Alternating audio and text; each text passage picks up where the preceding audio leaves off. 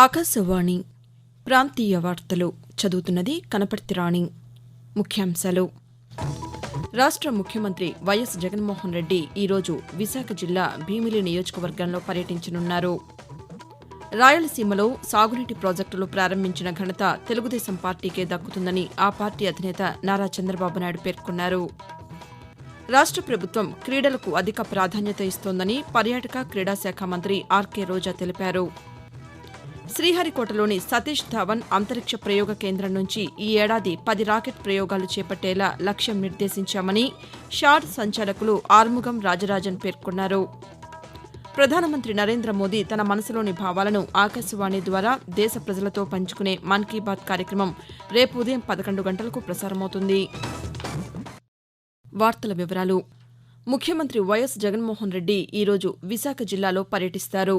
రాబోయే ఎన్నికలకు పార్టీ శ్రేణులను సమాయత్తం చేయటమే లక్ష్యంగా సిద్దం పేరుతో రాష్ట్రంలోని 4 ప్రాంతాల్లో భారీ బహిరంగ సభలు నిర్వహించాలని వైఎస్సార్ కాంగ్రెస్ పార్టీ నిర్ణయించింది. ఇందులో భాగంగా మొదటి సభను ఉత్తరాంధ్రలోని విశాఖ జిల్లా భీమిలి నియోజకవర్గం సంగివలసలో ఈరోజు నిర్వహిస్తున్నారు. ఈ సభలో పాల్గొనేందుకు ముఖ్యమంత్రి మధ్యాహ్నం 2:15 గన్నవరం విమానాశ్రయం నుంచి ప్రత్యేక విమానంలో బయలుదేరి విశాఖపట్నం చేరుకుంటారు. విమానాశ్రయం నుంచి హెలికాప్టర్లో సంగివలస చేరుకుని సభలో పాల్గొంటారు. అనంతరం విశాఖపట్నం విమానాశ్రయానికి చేరుకుని విజయవాడ బయలుదేరి వెళ్తారు. రాయలసీమలో సాగునీటి ప్రాజెక్టులు ప్రారంభించిన ఘనత తెలుగుదేశం పార్టీకే దక్కుతుందని ఆ పార్టీ అధినేత నారా చంద్రబాబు నాయుడు పేర్కొన్నారు. తెలుగు గంగ, హంద్రీనీవా, గాలేరు, నగరి ప్రాజెక్టులను తెలుగుదేశం ప్రభుత్వ హయాంలోనే నిర్మించామని అన్నారు. అన్నమయ్య జిల్లా పీలేరులో ఆయన ఈరోజు రా కదలిరా బహిరంగ సభలో పాల్గొని ప్రసంగించారు. రాయలసీమను హార్టికల్చర్ హబ్గా తీర్చిదిద్దేందుకు తాను కృషి చేశానని తెలిపారు. అన్నమయ్య ప్రాజెక్టు కొట్టుకునిపోతే ఇప్పటికీ బాధితులను ప్రభుత్వం ఆదుకోలేదని చంద్రబాబు నాయుడు ఆరోపించారు. రాయలసీమ అభివృద్దికి కట్టుబడిన పార్టీ తెలుగుదేశం పార్టీ మాత్రమేనని ఆయన స్పష్టం చేశారు. రాష్ట్ర ప్రభుత్వం క్రీడలకు అధిక ప్రాధాన్యత ఇస్తోందని పర్యాటక క్రీడా శాఖ మంత్రి ఆర్కే రోజా అన్నారు. చిత్తూరు జిల్లా పుత్తూరులోని ఎస్ఆర్ఎస్ ప్రభుత్వ కళాశాలలో ఈ ఉదయం ఆడుదాం ఆంధ్ర పోటీలను మంత్రి ప్రారంభించారు. అనంతరం పాతికేయులతో మాట్లాడుతూ గ్రామీణ ప్రాంతాల్లోని క్రీడాకారులను ప్రోత్సహించాలన్న ఉద్దేశంతో ఆడుదాం ఆంధ్ర కార్యక్రమాన్ని ప్రభుత్వం చేపట్టిందని, ఈ క్రీడల వల్ల గ్రామీణ ప్రాంతాల్లోని క్రీడాకారుల నైపుణ్యాన్ని వెలికితీసే అవకాశం ఉంటుందని, రాష్ట్ర వ్యాప్తంగా ఈ క్రీడలు జరుగుతున్నాయని మంత్రి వెల్లడించారు. తిరుపతి జిల్లా శ్రీహరికోటలోని సతీష్ ధావన్ అంతరిక్ష ప్రయోగ కేంద్రం షార్ నుంచి ఈ ఏడాది 10 రాకెట్ ప్రయోగాలు చేపట్టేలా లక్ష్యం నిర్దేశించామని షార్ సంచాలకులు ఆర్ముగం రాజరాజన్ అన్నారు. నిన్న ఆయన పాతికేయులతో మాట్లాడుతూ వచ్చే నెల 17వ తేదీ జీఎస్ఎల్వీ F-14 వాహక నౌకను రెండో ప్రయోగ వేదిక నుంచి పంపించేందుకు ఏర్పాట్లు చేస్తున్నామని తెలిపారు. దీని ద్వారా అధునాతన ఇన్శాట్ 3DS ఉపగ్రహాలను నిర్ణీత కక్షలో ప్రవేశపెడతామని వెల్లడించారు. ఈ ఏడాది జీఎస్ఎల్వీ ప్రయోగంతో పాటు పిఎస్ఎల్వీ, ఎస్ఎస్ఎల్వీ, మానవరహిత గగన్యాన్ ప్రయోగాలు ఉంటాయని వివరించారు. ఆత్మనిర్భర్ భారత్గా దేశం అడుగులు ముందుకు వేస్తోందని మాజీ ఉపరాష్టపతి ముప్పవరపు వెంకయ్యనాయుడు ఉద్ఘాటించారు. ఆ లక్ష్యం నెరవేరాలంటే ప్రతి ఒక్కరూ రాజకీయాలు, వివాదాలను పక్కనపెట్టి ప్రభుత్వంతో చేతులు కలిపి సమైక్యంగా ముందుకు సాగాల్సిన అవసరం ఉందని సూచించారు. గణతంత్ర దినోత్సవం సందర్భంగా నిన్న ఆయన ఒక దృశ్య సందేశాన్ని విడుదల చేశారు. దేశ ప్రజలందరికీ శుభాకాంక్షలు తెలియజేశారు. ప్రపంచం మరోసారి భారత్ వైపు చూస్తోందని, అందరూ ఐక్యంగా ముందుకు సాగి దేశాన్ని శక్తివంతంగా తయారు చేసేందుకు పాటుపడాలని కోరారు. అనర్హత పిటిషన్లపై సమాధానం ఇవ్వడానికి 30 రోజుల సమయం కావాలన్న వైఎస్సార్ కాంగ్రెస్ పార్టీ అసమ్మతి శాసనసభ్యుల వినతిని ఆంధ్రప్రదేశ్ శాసనసభాపతి తమ్మినేని సీతారాం తిరస్కరించారు. ఈ నెల 29వ తేదీన విచారణకు హాజరు కావాలని శాసనసభ్యులు కోటంరెడ్డి శ్రీధర్ రెడ్డి, ఆనం రామనారాయణ రెడ్డి, ఉండవల్లి శ్రీదేవి, మేకపాటి చంద్రశేఖర్ రెడ్డికి నోటీసులు ఇచ్చారు. సహజ న్యాయ సూత్రాల ప్రకారం సమాధానం ఇవ్వడానికి 30 నుంచి 60 రోజుల సమయం ఇవ్వాల్సి ఉంటుందని ఇప్పటికే స్పీకర్కు ఆ 4 శాసనసభ్యులు లేఖ రాశారు.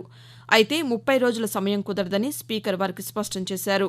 అదేవిధంగా తెలుగుదేశం పార్టీ నుంచి వైఎస్సార్ కాంగ్రెస్ పార్టీలో చేరిన 4 శాసనసభ్యులకు శాసనసభ కార్యదర్శి నోటీసులు జారీ చేశారు. కరణం బలరాం, మద్దాలగిరి, వాసుపల్లి గణేష్, వల్లభనేని వంశీ ఈ నెల 29వ తేదీ మధ్యాహ్నం విచారణకు హాజరై వివరణ ఇవ్వాలని ఆ నోటీసులో పేర్కొన్నారు. ఆకాశవాణి ప్రాంతీయ వార్తలు వింటున్నారు. ప్రధానమంత్రి నరేంద్ర మోదీ తన మనసులోని భావాలను ఆకాశవాణి ద్వారా దేశ ప్రజలతో పంచుకునే మన్ కీ బాత్ మనసులోని మాట కార్యక్రమం 109వ సంచిక రేపు ఉదయం 11 గంటలకు ప్రసారమవుతుంది. మన్ కీ బాత్ తెలుగు అనువాదం ప్రధాని ప్రసంగమైన వెంటనే ఒకసారి, రాత్రి 8 గంటలకు మరోసారి ఉభయ తెలుగు రాష్ట్రాల్లోని అన్ని ఆకాశవాణి కేంద్రాల ద్వారా ప్రసారమవుతుంది. తిరుపతి జిల్లా వ్యాప్తంగా వికసిత్ భారత్ సంకల్ప యాత్ర ప్రచార రథం విజయవంతంగా కొనసాగుతోంది. సంక్షేమ పథకాలను అర్హులందరికీ అందించే లక్ష్యంతో కేంద్ర ప్రభుత్వం నిర్వహిస్తున్న వికసిత్ భారత్ సంకల్ప యాత్ర ప్రచార రథం ఈరోజు శ్రీకాళహస్తి నియోజకవర్గంలోని రేణిగుంట మండలం వెదళ్ల చెరువుకు చేరుకుంది. అలాగే రానున్న ఎన్నికల్లో ఓటు హక్కును ఏ విధంగా వినియోగించుకోవాలో ప్రత్యేకంగా ఈవీఎంలను ఏర్పాటు చేసి ప్రజలకు అధికారులు అవగాహన కల్పిస్తున్నారు. ఈ సందర్భంగా లబ్దిదారులు ఆకాశవాణితో మాట్లాడుతూ కేంద్ర ప్రభుత్వ స్వానిధి పథకం కింద రుణాలను పొందామని, ఆయుష్మాన్ భారత్ కింద ఉచిత హెల్త్ కార్డులు అందుకున్నామని లబ్దిదారులు పేర్కొంటూ నా పేరు సి జగదీష్. మాకు నరేంద్ర మోడీ గారు ఆయుష్మాన్ భవన్ కార్డు ఇచ్చారు. ఇది మన దేశంలో ఎక్కడ పోయినా నాకు ఉపయోగపడుతుంది. 5 లక్షల మీద దీనికి అమౌంట్ పెట్టి ఇచ్చారు. నరేంద్ర మోడీ గారికి ధన్యవాదాలు. నా పేరు త్రివేణి.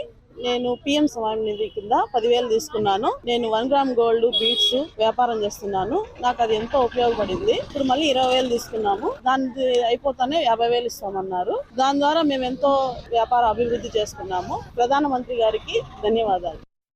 ప్రధానమంత్రి నరేంద్ర మోదీ ఈ నెల 29వ తేదీన నిర్వహించనున్న పరీక్షా పే చర్చ 2024 కార్యక్రమంలో పాల్గొనేందుకు దేశవ్యాప్తంగా 2,26,00,000 మంది విద్యార్థులు తమ పేర్లను నమోదు చేసుకున్నారు.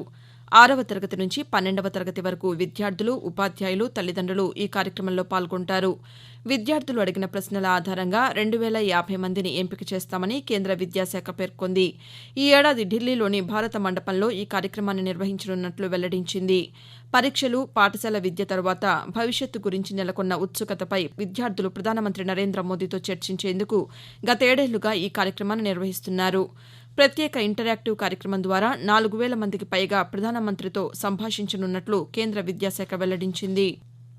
ప్రకాశం జిల్లాలోని గుండ్లకమ్మ ప్రాజెక్టును రాష్ట్ర ప్రభుత్వం తీవ్ర నిర్లక్ష్యం చేసిందని రాష్ట్ర కాంగ్రెస్ పార్టీ అధ్యక్షురాలు వైఎస్ షర్మిల ఆరోపించారు. ఈ ఉదయం ఆమె ప్రాజెక్టును పరిశీలించారు. ఈ సందర్భంగా మాట్లాడుతూ 1,00,000 ఎకరాలకు సాగునీటితో పాటు 12 మండలాలకు తాగునీరు ఇచ్చే గుండ్లకమ్మ ప్రాజెక్టు నిర్వహణ ఖర్చుల కోసం సంవత్సరానికి ₹1,00,00,000 కూడా రాష్ట్ర ప్రభుత్వం ఇవ్వలేదా అని ప్రశ్నించారు. 16 నెలల క్రితం ఒక గేటు, 3 నెలల క్రితం మరో గేటు కొట్టుకుపోయిందని, నిర్వహణ సక్రమంగా లేక ప్రాజెక్టు గేట్లు కొట్టుకుపోయాయని విమర్శించారు. ఆంధ్రప్రదేశ్లో ఆరోగ్యశ్రీ నెట్వర్క్ ఆసుపత్రులకు సుమారు ₹1,200 కోట్ల బకాయి ఉండటంతో రాష్ట్ర వ్యాప్తంగా ఆరోగ్యశ్రీ సేవలు నిలిచిపోయాయని తెలుగుదేశం పార్టీ జాతీయ ప్రధాన కార్యదర్శి నారా లోకేష్ తెలిపారు. అస్తవ్యస్త పాలనతో రాష్ట్ర ఖజానాను ఖాళీ చేశారని విమర్శించారు. రాష్ట్ర అభివృద్ది పూర్తి తిరోగమనంలో ఉందని సిపిఐ రాష్ట్ర కార్యదర్శి కె రామకృష్ణ విమర్శించారు. ఉమేష్ చంద్ర ఫౌండేషన్, తక్షశిల ఫౌండేషన్ సంయుక్త ఆధ్వర్యంలో స్కూల్ ఆఫ్ పాలిటిక్స్ పేరుతో విజయవాడలో నిన్న రౌండ్ టేబుల్ సమావేశం నిర్వహించారు. దావోస్లో జరిగిన వరల్డ్ ఎకనామిక్ ఫోరంకు రాష్ట్ర ప్రభుత్వం ఎందుకు ప్రాతినిధ్యం వహించలేదనే అంశంపై పలు పార్టీల నాయకులు చర్చించారు. హైదరాబాద్లో ఇంగ్లాండ్తో జరుగుతున్న తొలి టెస్టు క్రికెట్ మ్యాచ్ మొదటి ఇన్నింగ్స్లో భారత జట్టు 436 పరుగులకు ఆలౌటైంది. 421 పరుగులకు 7 వికెట్లు కోల్పోయి మూడో రోజు ఆట ప్రారంభించిన భారత్ కాసేపటికే మరో 15 పరుగులు జోడించి మిగిలిన 3 వికెట్లు కోల్పోయింది. జడేజా 87 పరుగులు, కేఎల్ రాహుల్ 86 పరుగులు, జైస్వాల్ 80 పరుగులు చేశారు. అనంతరం బ్యాటింగ్ ప్రారంభించిన ఇంగ్లాండ్ జట్టు 117 పరుగులకు 3 వికెట్లు కోల్పోయింది. భారత బౌలర్లలో అశ్విన్ 1, బుమ్రా 2 వికెట్లు తీశారు. ముఖ్యాంశాలు మరోసారి. రాష్ట్ర ముఖ్యమంత్రి వైఎస్ జగన్మోహన్ రెడ్డి ఈరోజు విశాఖ జిల్లా భీమిలి నియోజకవర్గంలో పర్యటించనున్నారు. రాయలసీమలో సాగునీటి ప్రాజెక్టులు ప్రారంభించిన ఘనత తెలుగుదేశం పార్టీకే దక్కుతుందని ఆ పార్టీ అధినేత నారా చంద్రబాబు నాయుడు పేర్కొన్నారు. రాష్ట్ర ప్రభుత్వం క్రీడలకు అధిక ప్రాధాన్యత ఇస్తోందని పర్యాటక క్రీడా శాఖ మంత్రి ఆర్కే రోజా అన్నారు. ప్రధానమంత్రి నరేంద్ర మోదీ తన మనసులోని భావాలను ఆకాశవాణి ద్వారా దేశ ప్రజలతో పంచుకునే మన్ కీ బాత్ కార్యక్రమం రేపు ఉదయం 11 గంటలకు ప్రసారమవుతుంది. ఆకాశవాణి ప్రాంతీయ వార్తలు ఇంతటితో సమాప్తం.